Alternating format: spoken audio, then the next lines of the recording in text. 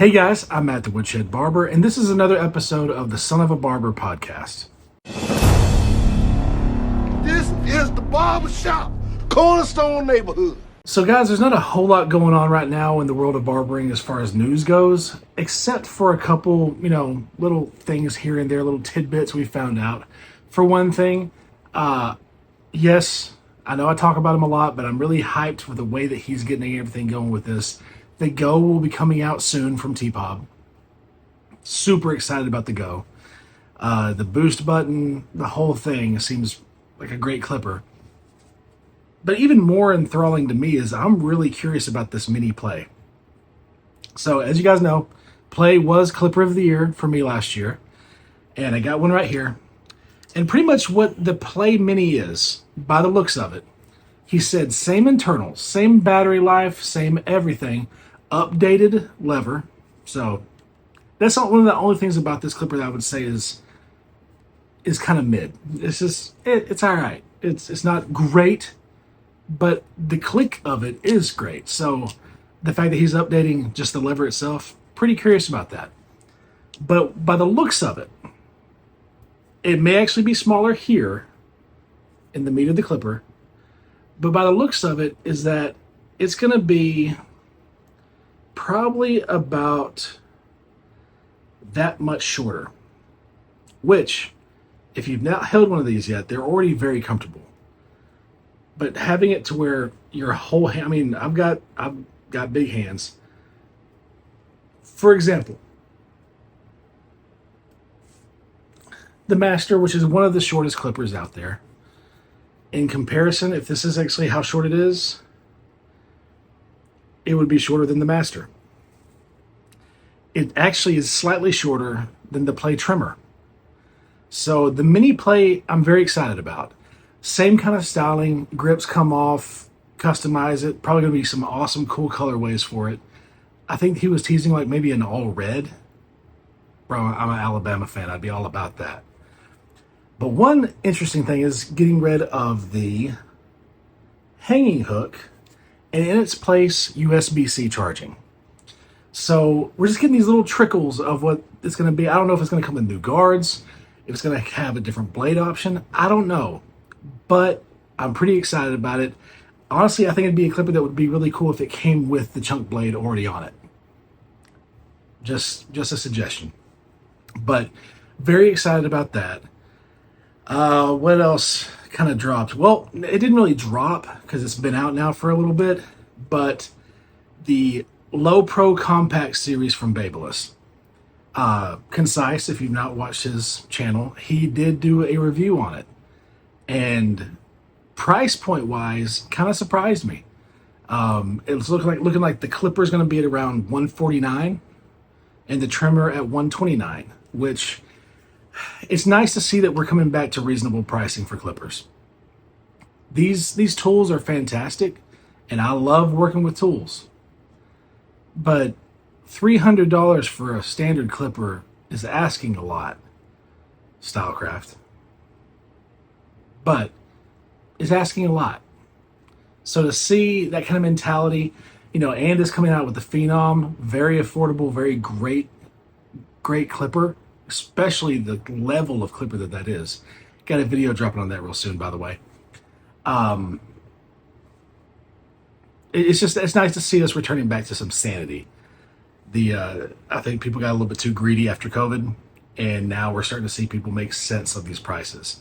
And on top of that, Babyliss has already talked about how their Core FX series are coming out with, which is pretty much a non-FX1 shorter version of the stick shaver, the FX trimmer, and the FX clipper, which that evolution just continues. And it's cool to see how they're sticking with it, but they're slowly evolving it, just the way most people do with their flagships.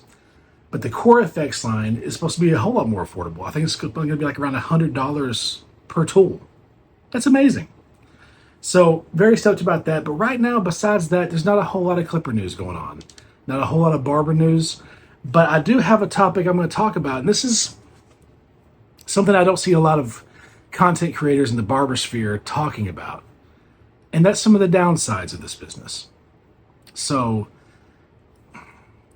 A lot of people get into it thinking it's something it's not. This is a job where, look, I don't care if you want to be a content creator, be a content creator. But barbering itself is a job that has to do with you and clients. And because of how that works, there are some downsides. So, by the way, go ahead and put some down below. I'd love to see them. You might be thinking of some that I've not thought of.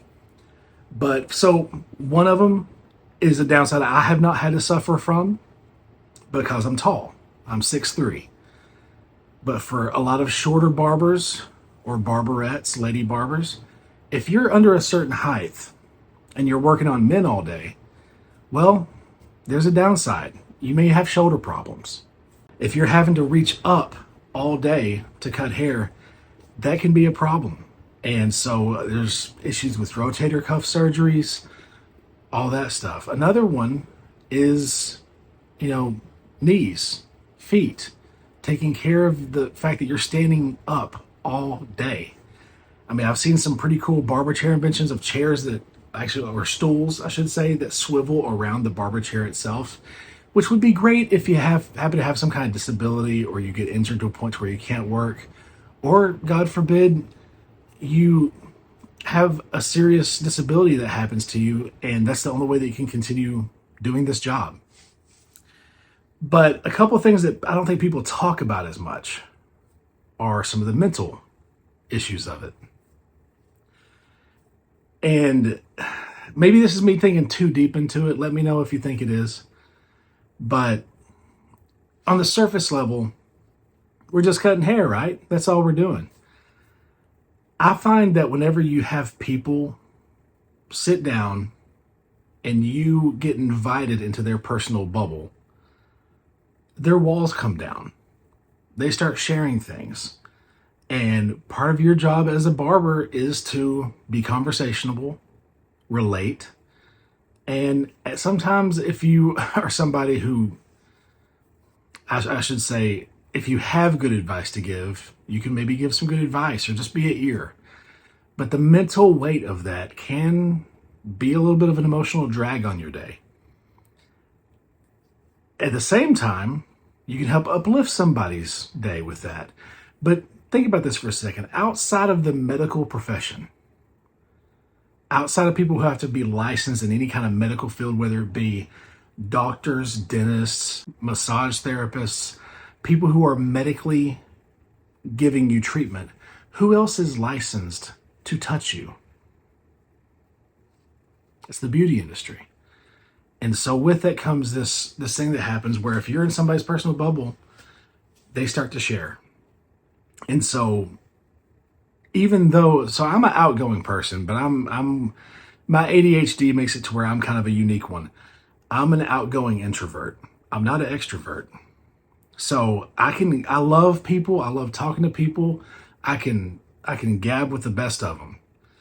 But working all day in a conversational space, it doesn't fill my cup. It doesn't energize me. Being alone and having some solitude is what kind of gives me space and allows that to refill. So it's important that you take care of your mental health being a barber. So that's one thing that I don't think enough people are talking about. Other downsides. Well, probably the biggest one I can think of that I don't see a lot of people address. It kind of argues with one of the best perks of being a barber. One of the reasons I decided to become a barber is because I knew from watching my dad and my grandfather, they were able to take this career with them. But here's a downside to that. No matter how many years or how many haircuts, how many, great compliments or how many great things people say about your haircutting, how many years of service you've done, no matter how long you've done this, whenever you move, you're starting all over. That's a bit of a drag. And so it's kind of a downside. So you have to have methods of engaging with the community, rediscovering clients, bringing them in, getting reviews as quick as you can. That way people can come and visit you and see if you're worth it or not. And it doesn't matter how many years you've done it.